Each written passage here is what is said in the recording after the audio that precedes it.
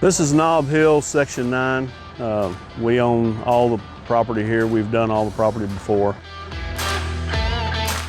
There's a lot of rock on this job, you can see. We have blasted in the past. We've tried one of these. We liked it. We thought this was a good place for it. It's doing very well. It's taking the rock out better than we ever imagined. You got a straight up and down wall, which is great for shoring. That does fine.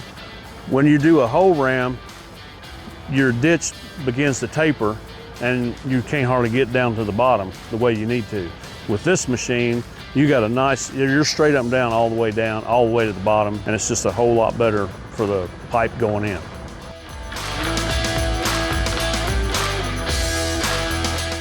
Oh yeah, because the product that comes out of the ditch we can reuse back in there. I don't have to buy rock, where otherwise when you're in a rock area, I got to backfill with rock, where this stuff here, I can put it right back in there.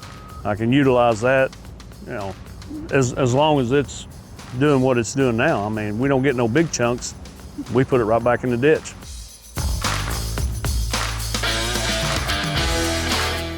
Oh, it's fine. I mean, we've had, knock on wood, we've had no breakage.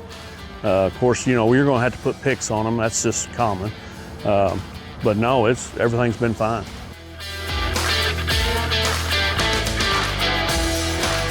I mean, you know, if you got an experienced operator, they catch on to this very quickly. I mean, it's kind of a feel thing, which operators, they can feel things, you know, it comes with being an operator.